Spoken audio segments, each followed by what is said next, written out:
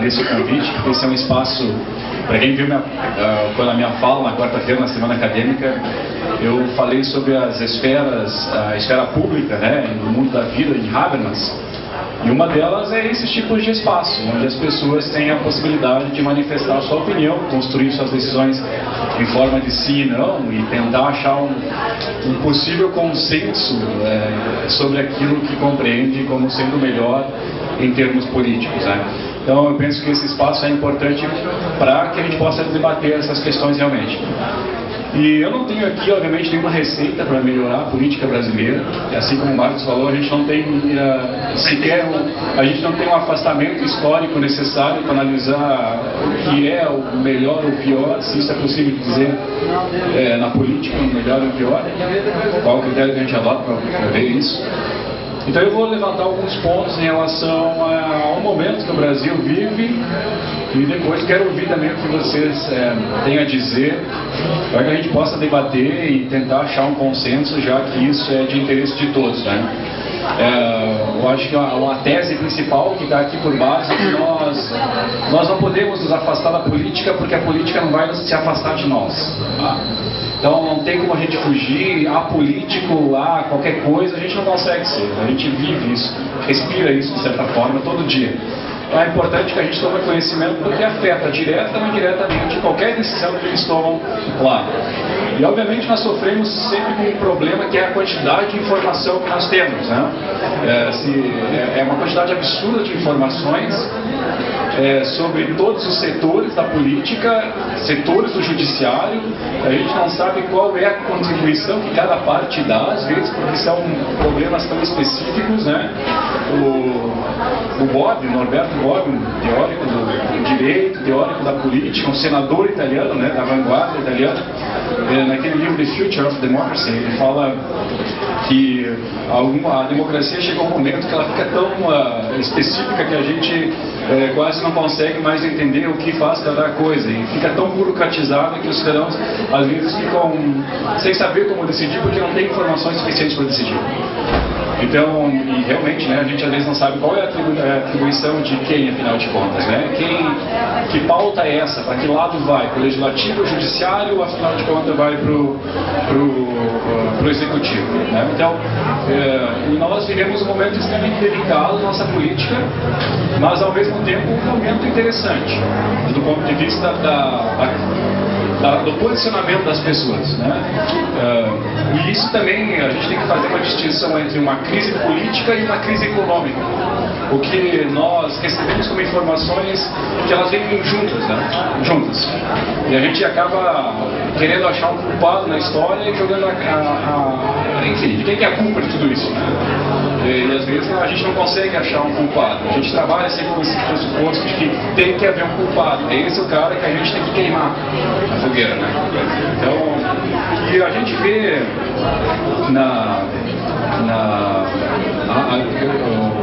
na Voz do Brasil, existe gente que te ouve, né, por obrigação, né? Na verdade eu estava querendo ouvir o jogo do Inter, né, mas para secar o Inter, obviamente. Mas aí entrou a Voz do Brasil bem na hora.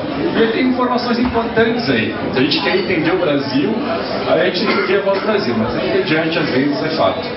E lá, essa semana a Angela Merkel estava no Brasil essa semana, fez uma visita rapidíssima por aqui, firmaram parcerias Brasil e Alemanha fortíssimas, né?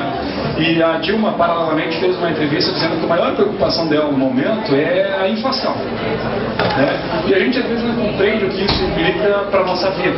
Implica que o nosso dinheiro cada vez vale menos, cada vez que a inflação sobe. Implica que quem vende ganha mais e quem compra menos.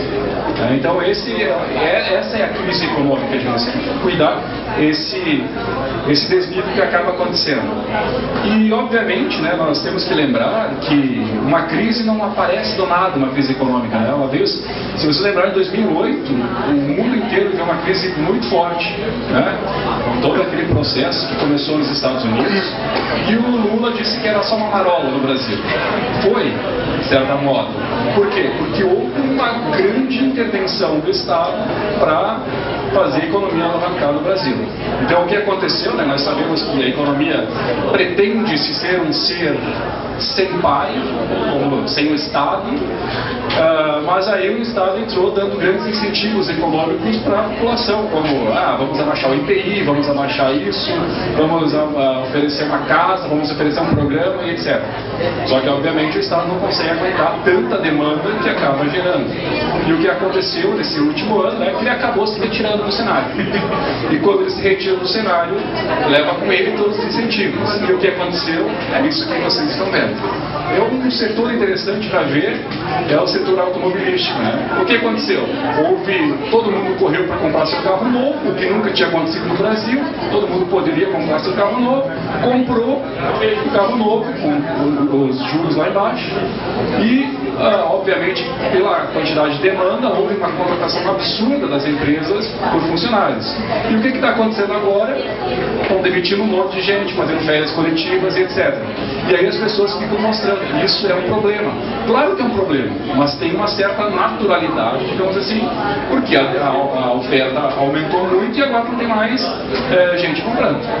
Então esse é um processo interessante para se ver que as coisas não são só pontuais. Tem sempre um processo acontecendo. E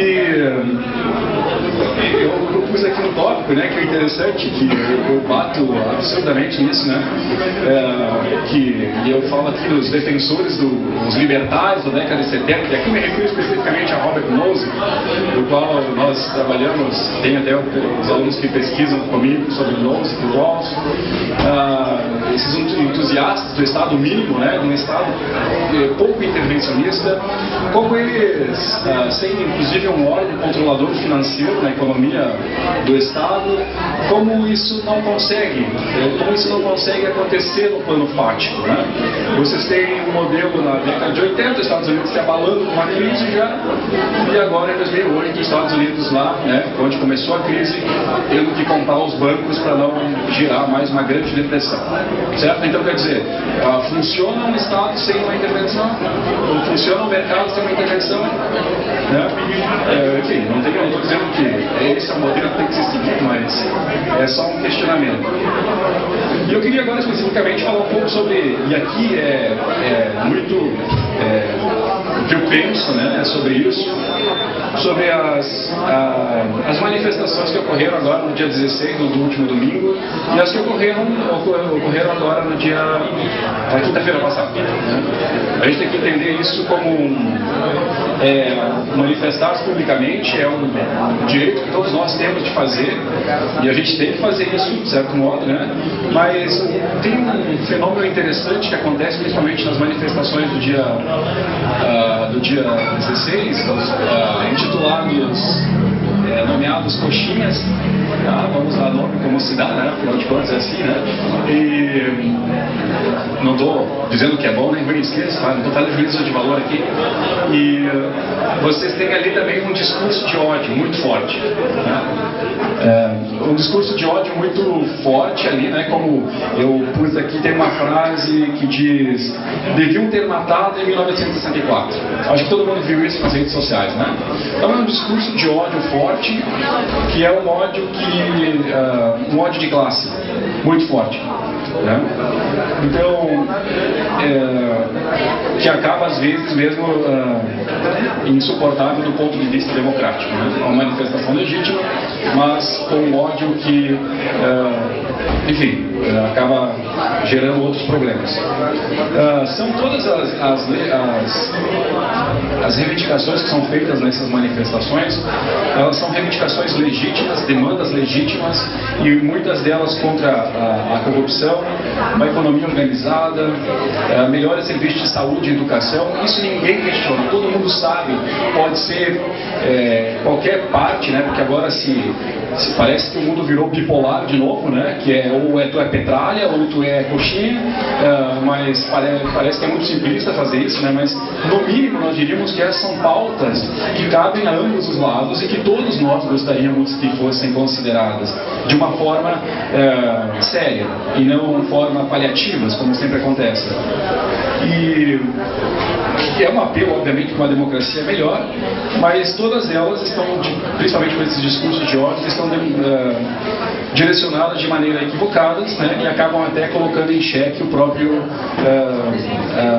o regime democrático. Né. E como eu já falei, né, parece que existe uma necessidade absurda de encontrar um culpado para tudo isso. Né? Então, existe obviamente essa confusão que nós vivemos uma crise econômica e ao mesmo tempo medidas não populistas de controle da economia. E obviamente tudo isso misturado acaba gerando uma confusão na cabeça das pessoas. E muitas das coisas que são atribuídas a Dilma, né, que é a representante, as pessoas às vezes não consideram o fato de que elas votaram também em deputados federais, estaduais e senadores. E muitas das demandas que são pedidas para a governadora, para a presidente Dilma, são pautas do legislativo e não são pautas do executivo.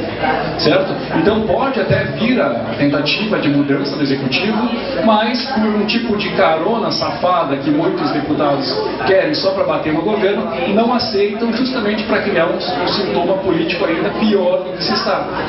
Então é bem sintomático isso, né? Vamos aproveitar a onda para tentar deslegitimar o governo dela, que é totalmente legítimo. Né? Não se questiona. Se questiona o ato de impeachment, que me parece que... Enfim, minha opinião, tá? Tudo isso é minha opinião, mas... Bom, nessa última... no domingo passado, nós tivemos sempre foi levantado nas manifestações, tanto lá no dia 25 de março, nessas que teve em abril, e essa última, a bandeira do impeachment. Né? Todo mundo ouviu falar disso, mas ninguém sabe exatamente o que é isso fundamentalmente, ou de quem é a atribuição para fazer isso, ou de onde vem isso, afinal de contas. Né? Só para vocês terem uma ideia, 82% das pessoas em São Paulo, segundo a Datafolha, eram a favor do impeachment nessa manifestação do dia de domingo. E 71% delas achavam que isso iria melhorar a crise econômica. Então é isso que eu estou falando a vocês, que é uma confusão entre as duas coisas, certo? Como se, olha o condicional, como se tirando a Dilma, a economia voltasse a funcionar como estava anteriormente. Tá? Como se... Então essa é a demanda. Então a lei só para o Alexandre, né? Poderia falar muito melhor sobre isso. A lei de impeachment é uma lei de 1950, né? E é um processo que não vem do povo, é um processo que vem das instâncias superiores, e é um processo jurídico, mas também tem um processo político associado que implica que ela não tenha maioria, obviamente, no Senado. Então, essa especulação de que vai acontecer o impeachment é papo furado, e a gente tem que tirar esse foco, que esse não é o foco correto do que nós devemos nos preocupar fundamentalmente em debater. Nós temos que pensar como melhorar o que está aí. Demandas legítimas, obviamente. Né? E obviamente que o processo democrático nem sempre agrada, principalmente quando é voto majoritário. Então, o Kant dizia lá, embora ele falava do republicanismo, nós vamos transformar em democracia, que às vezes a democracia não é o melhor governo porque é uma tirania da maioria. E não está agindo errado. Então, tem uma minoria, essas eleições foram super acirradas, que não está contente, e elas têm a liberdade de se expressar e se manifestar, mas elas não têm legitimidade de querer que haja aí, que a Dilma deixe o poder, porque ela está lá por maioria de votos. Bom, para terminar, vejam que não tem muita coisa articulada, argumentos e tal, são mais colocações para a gente debater, e a partir a partir do que da proposta, né, manifesto e manifestações, os novos rumos da política, né, eu fiquei pensando qual é, afinal de contas, os novos rumos da política brasileira. Né? Parece que a gente estava chutando cachorro morto sempre, né? Porque é sempre as mesmas pautas. A pauta da educação está lá girando desde a década de 70, 80, 90 e, poxa, os avanços que a gente fez em relação à democratização da universidade aconteceram nos últimos, sei lá, 12, 15 anos, né, que a universidade se democratizou fundamentalmente, né, mas ainda a gente tem os problemas que são de educação pública estadual e municipal, que não esqueçam, competência do governo federal. Tá? Que são problemas nossos de Pelotas e nossos do Estado, do Rio Grande do Sul, que vivem um outro tipo de crise econômica pior do que o governo federal. E eu acho, do meu ponto de vista, primeiro, que os políticos brasileiros, eles são um tipo de representação do povo brasileiro. Então a gente tem que se perguntar exatamente, né, que tipo de cultura a gente tem, que cultura política a gente tem. Né? E o que eles fazem é em escala proporcionalmente maior do que aquilo que, de certa forma, e eu vou me colocar no meio, nós fizemos no dia a dia. Existe uma cultura, tirar vantagem, etc. Então, os políticos não são de Marte. Tá? Eles não caíram lá e estão governando. Eles são representantes do povo. E se eu acredito que vai haver uma melhora na política, se nós pegarmos todos os filósofos da história, eu cito só Hegel e Kant, todos eles dizem que a história se manifesta em processos. E a democracia, como eu citei, é o único processo político que apareceu que permitiu a gente conversar sobre assuntos divergentes sem precisar utilizar da força e da violência. Então a democracia é a melhor forma de governo. Né? É a melhor forma de governo. A gente não precisa defender que a gente precisa intervir nos países que não são democráticos, como pensava lá o presidente Woodrow Wilson, né? Que temos que intervir para mudar todos os países que não são para a democracia.